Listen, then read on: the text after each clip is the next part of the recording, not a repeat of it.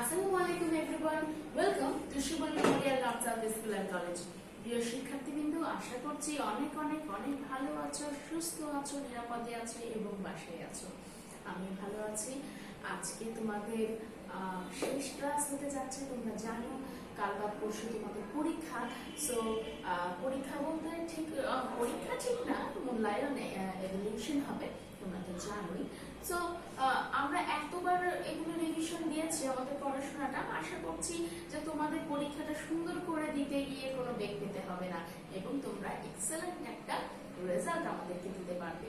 তো যেহেতু এটা শেষ ক্লাস, আজকে আমরা অনেক বিষয় নিয়ে আলোচনা করব, মজা করব এবং প্রত্যেকটা আইটেম কিছুটা হলেও আমরা একটু রিভাইজ করে দিব। So hope we will enjoy the class.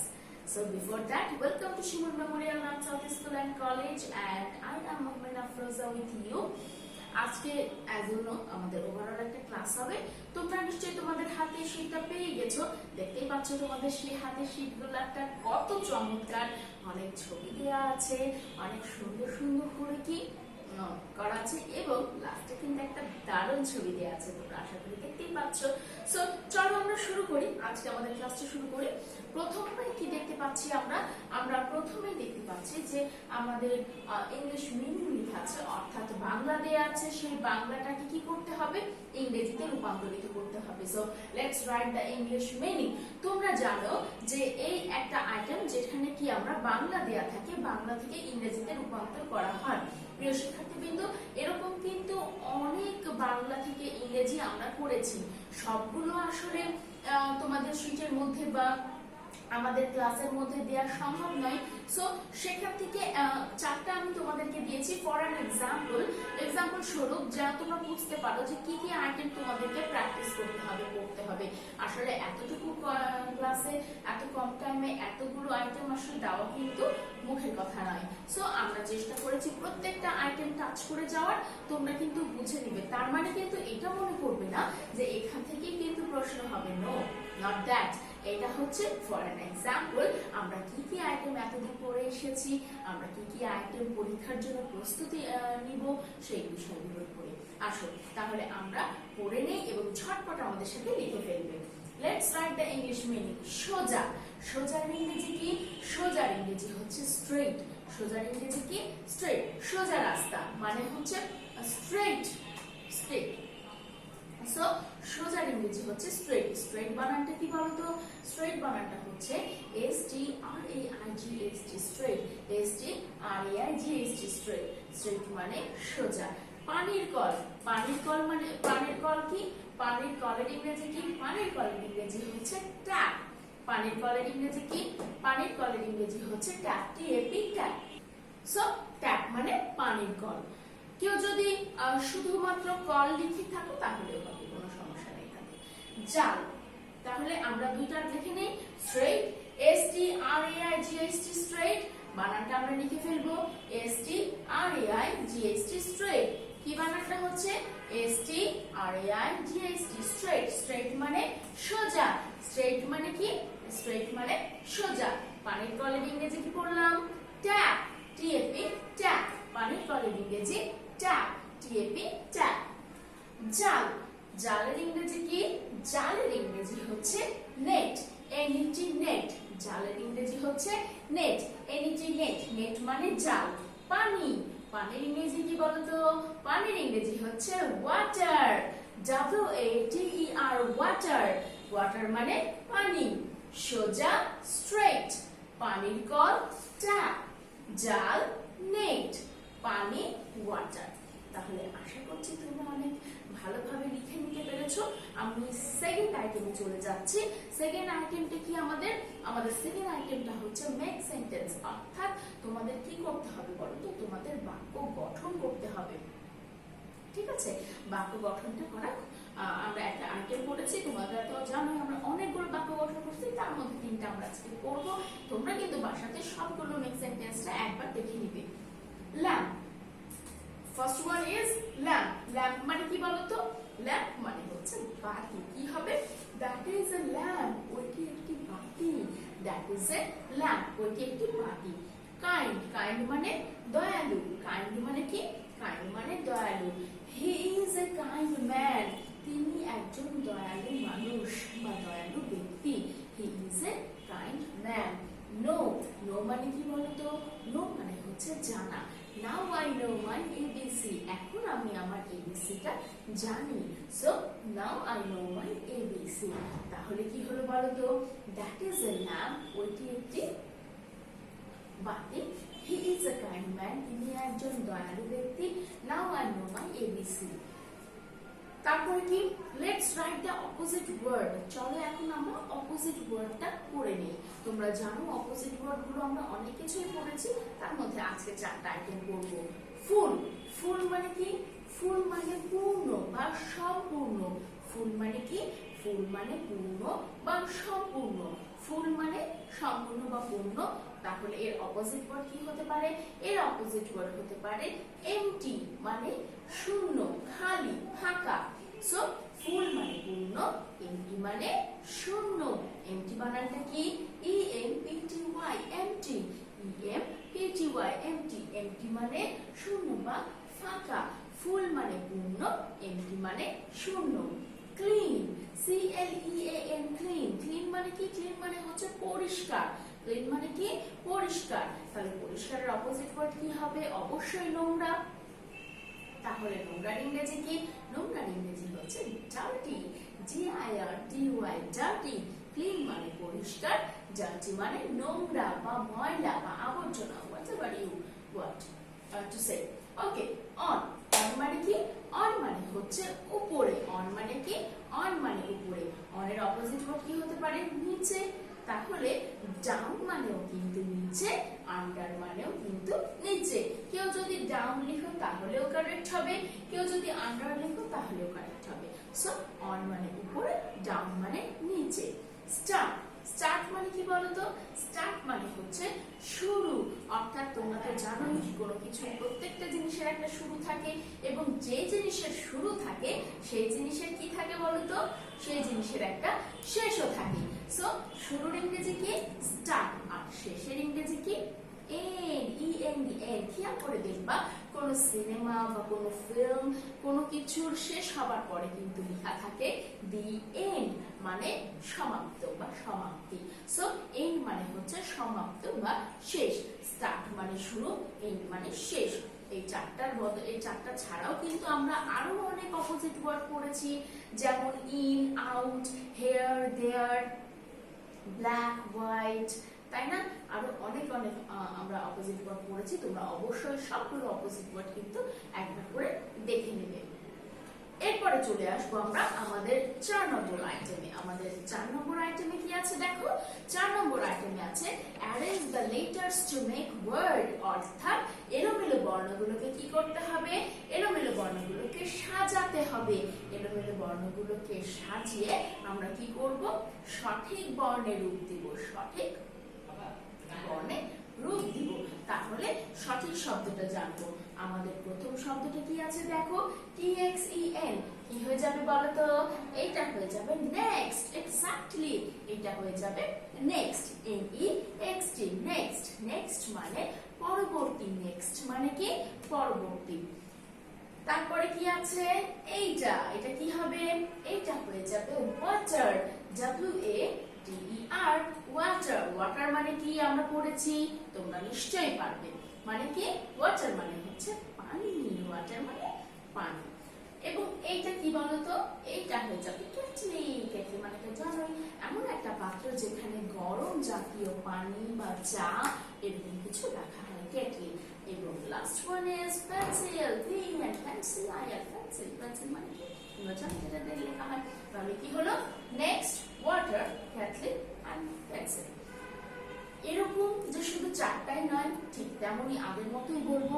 আরো অনেক অ্যারেঞ্জ করেছি আমরা, লেটার অ্যারেঞ্জ করে ওয়ার্ড তৈরি করেছি।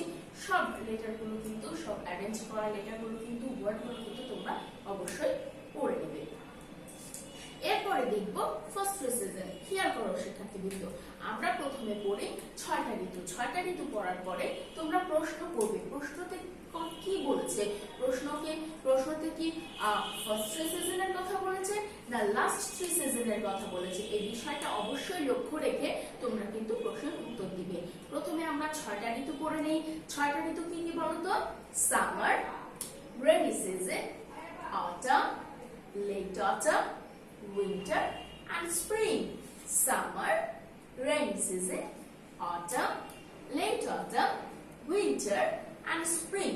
এইটা হলো 6টা ঋতু। 6টা ঋতুর প্রথম তিনটা কি? প্রথম তিনটা আসো আমরা দেখে নেই এখানে। প্রথম তিনটা ঋতু কি? Summer, SUMMER, summer. সামার মানে গ্রীষ্মকাল, তোমরা তো জানোই। SUMMER, summer. তারপরে কি আসবে? Rainy season, RAINY, rainy, SEASON, rainy season. And the last one is autumn, AUTUMN, autumn. Last one is autumn. ঠিক আছে? গ্রীষ্ম, বর্ষা, শরৎ। ঠিক আছে, তাহলে বুঝতে পেরেছো প্রথম তিনটা ঋতু। যদি বলা হতো যে শেষ তিনটা ঋতুর নাম লিখো, তাহলে আমরা কি লিখতাম? আমরা এখানে ফোর্থ ঋতুর নাম লিখতাম কি? Late autumn. ফিফথ এর নাম লিখতাম কি? উইন্টার। এবং সিক্সথ এর নাম লিখতাম spring. Late autumn, winter, spring. সুতরাং শিক্ষার্থীবৃন্দ অবশ্যই লেখার সময় প্রশ্ন দেখে নিবে। প্রশ্নতে কি বলেছে? ফার্স্ট 3 সিজন আর লাস্ট 3 সিজন। এরপরে চলে আসবো আমরা 6 নম্বর আইটেমে। 6 নম্বর আইটেমে কি আছে? দেখো টেবিল। টেবিলটা তোমরা অনেকেই ভুল করো। যে জিনিসগুলো তোমরা বেশি ভুল করো, আসলে আমি সেই জিনিসগুলো দিয়ে আজকের ক্লাসটা সাজাতে চেয়েছি। আরো কিছু আইটেম আছে যেটা আমরা এখন পড়বো, টুকি করে একটু পড়বো। সো তার আগে 6 নাম্বারটা একটু করে নেই। 6 নাম্বার টেবিলটা তোমরা জানোই। সর্বপ্রথম আমাকে একটা লাইন ড্র করে নিতে হবে। কোন লাইনটার সাথে কোন লাইনটার ম্যাচ হয়, অর্থাৎ কোন কলামের সাথে কলাম বি এর কোন লাইনটার সাথে কোন লাইনটা ম্যাচ হয় সেটা ম্যাচ করে নিব এবং এখানে সেন্টেন্স তৈরি করে নিব। তাহলে আমাদের প্রথম সেন্টেন্সটা কি? Now I. নাও আই এর সাথে কোন লাইনটা মিলে? Now I the picture, now I know my ABC, আর নাও আই অ্যালফাবেট সং। কোনটা বলো তো? Now I know my ABC. তাহলে আমি লাইনটা ড্র করে নিব কিভাবে? এইভাবে আমি লাইনটা এভাবে ড্র করে নিব। আমরা শুধুমাত্র পেন্সিল দিয়ে করে নিতে পারি, আমরা স্কেলের ব্যবহার করতে পারি, এটা তোমার উপর, এটা তোমার ইচ্ছা। Sing the picture, sing the know my ABC, sing the alphabet song. কি বলতো? Sing the alphabet song. তাহলে আমি আবার এভাবে কিন্তু মার্ক করে নিব, অর্থাৎ ড্র করে নিব লাইন যে sing the alphabet song. And the last one is look at. বাকি থাকলো একটাই, look at the picture. So look at the picture. আমি এখন ড্র করে নিলাম। আমার কাজ কি শেষ? না, আমার কাজ কিন্তু শেষ না। আমাকে কি করতে হবে বলতো? আমাকে এখানে সেন্টেন্সটা তৈরি করে লিখে দিতে হবে, তৈরি করতে হবে এবং লিখতে হবে। সো আমি এখানে সম্পূর্ণটা লিখে ফেললাম। নাও I know my ABC, sing the alphabet song, look at the picture. দেখলে তো আমি লাইন ড্র করে নিলাম এবং আমি লিখে ফেললাম। আমি কোনটার সাথে কোন লাইনটা ড্র করেছি এবারে একটু মিলিয়ে নেই। নাও I know my ABC, now I know my ABC, Singh the alphabet song, Singh the alphabet song, look at the picture, look at the picture. তাহলে আমার তো একদম মিলে গেছে। আশা করি তোমরাও সুন্দর করে মিলিয়ে ড্র করে সেন্টেন্স তৈরি করে লিখে ফেলেছো আমার সাথে। এখন কি করব? এখন হচ্ছে যে আমাদের এই আইটেমটাই আমাদের শীটের লাস্ট আইটেম। তোমরা দেখতেই পাচ্ছ এইগুলো আইটেমই শুধু পরীক্ষাতে থাকবে মিস একটা প্রশ্ন থাকতে পারে তোমাদের, না এগুলো আইটেমই তোমাদের পরীক্ষাতে থাকবে তা নয়। তোমাদের যে টপিকগুলো, যে আইটেমগুলো তোমাদের বেশি ভুল হয়, আসলে সেই আইটেমগুলোই আমি যেটা বললাম দিয়ে সাজানোর চেষ্টা করেছি।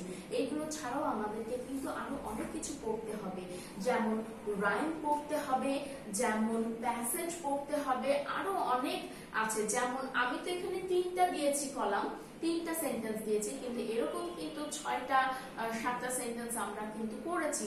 আমি ওয়ার্ড মিনিং এর 4টা ওয়ার্ড দিয়েছি, কিন্তু 4টা না, এরকম অনেক ওয়ার্ড আমরা পড়েছি, শিখে আছে। সেগুলো অবশ্যই দেখবে, বুঝবে এবং সুন্দর করে পড়ে কি করবে, বাসায় কিন্তু লিখে প্র্যাকটিস করে নিবে। সো আমাদের 2টা রাইম আছে, আসো আমরা 2টা রাইম একটু পড়ে নেই। একটা রাইম কি 2টা রাইম, 3টা রাইম বলতে পারি আমরা। একটা ছোট রাইম আছে, একটা হচ্ছে want to put on your shoe, একটা হচ্ছে ring ring it's the phone, আরেকটা হচ্ছে 1 2 3 4 5। আসো 3টা রাইম আমরা একটু পড়ে নেই। প্রথমে ছিল ring ring it's the phone, তাহলে পড়ে নেই ring ring it's the phone, ring ring it's the phone, hello hello I am a rat on a mat, is this the cat, I am a cat in a hat, but I am not at home। আমাদের এটা একটা গেল। আরেকটা rhyme আছে want to put on your shoe, সেটা আমরা আরেকবার পড়ে নেই। want to put on your shoe আমাদের রাইমের নাম। So want to put on your shoe, want to put on your shoe, 3 4 close the door, 5 6 pick up sticks, 7 8 lay them straight, 9 10 draw a hen। আরেকটা rhyme কি 1 2 3 4 5। So 1 2 3 4 5, count the fish from 1 to 5, 6 7 8 9 10, count the fish from 1 to 10। So এই 3টা হচ্ছে আমাদের rhyme. আর passage আছে কয়টা বলো তো? একটা প্যাসেজ আছে হচ্ছে ইন দ্য রুম, ইউনিট 23 তে আছে প্যাসেজ। ইন দ্য রুমের মধ্যে আমরা কি কি দেখতে পেয়েছি? আমরা দেখতে পেয়েছি একটা গোল টেবিল, একটা গালিচা, কার্পেটটার রং লাল, 2টা চেয়ার ছিল, টেবিলের উপরে একটা ডিশ, একটা প্লেট ছিল, ওভেন ছিল, ওভেনের উপরে ছিল কি কেটলি এন্ড এ পট। তারপরে কি একটা কোট ছিল, কোটটা দেয়ালে হ্যাং করা ছিল, এবং একটা ছোটদের শোবার বিছানা, দ্যাট ইজ কোট, যেটা চেয়ারের পাশে ছিল। এটা একটা প্যাসেজ। আরেকটা প্যাসেজ ছিল কি, আরেকটা প্যাসেজ ছিল হচ্ছে ভ্যানের উপরে একটা কুকুর ভ্যান চালায়, a dog is driving A van. ভ্যানের উপরে একটা ফিশ এবং একটা র্যাট খেলা করছে, এবং ভ্যানের দিকে একটা মুরগি, একটা হেন কি করছে, দৌড়ে আসছে। এ হেন is running towards the van, এবং তারা অনেক মজা করছে, খেলাধুলা করছে। এটা একটা প্যাসেজ ছিল। আরেকটা প্যাসেজ ছিল কি রাইম প্যাসেজ, তাই না? রাইমের উপরে প্যাসেজ ছিল, সেটা হচ্ছে কি ring ring it's the phone, hello hello I M A rat on a mat, is this the cat, I am a cat in a hat, but I am not at home। এটা যদিও rhyme, কিন্তু এটা কিন্তু আমরা passage আকারেও পড়েছি। এটা একটা passage. আরেকটা প্যাসেজ ছিল, সেটা হচ্ছে আমরা ইউনিট 30 অর্থাৎ একদম শেষ অধ্যায়ে পড়েছি। সেটা হচ্ছে একটা বুক, একটা ফিশ, একটা জার, রয়্যাল বেঙ্গল টাইগার এবং একটি আমব্রেলা। এটা নিয়ে কিন্তু আমরা পড়েছি। সো এই 4টা হচ্ছে আমাদের প্যাসেজ। প্যাসেজটা সুন্দর করে পড়বে, অর্থটা বুঝে নিবে, এবং যেখান থেকে প্রশ্ন আসুক না কেন, সেটা তোমার পড়া হোক না পড়া হোক, প্যাসেজ যদি আমার পড়া থাকে তাহলে কোনো বেঁধে যাবে না আমাদের প্রশ্নের উত্তর দিতে গিয়ে। তো শিক্ষার্থীবৃন্দ, এটাই ছিল আমাদের আজকের পড়াশোনা।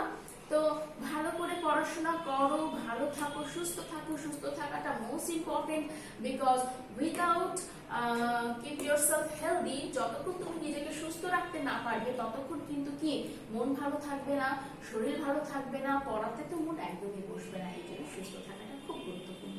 সুস্থ থাকো, পড়াশোনা করো। তোমরা তো ইতিমধ্যে পড়াটা পেয়ে গেছো। তোমরা কাল বা পরশু তোমাদের ইংরেজি পরীক্ষা, এখন থেকে পড়াশোনা করবে। একটু খেলাটা কম করবো আমরা কয়েকটা দিন, কারণ একটু পড়াশোনাটা করে নিয়ে তারপরে তো খেলাই খেলা। ঠিক আছে? তাহলে আবার তোমাদের সাথে দেখা হবে নেক্সট ইয়ারে।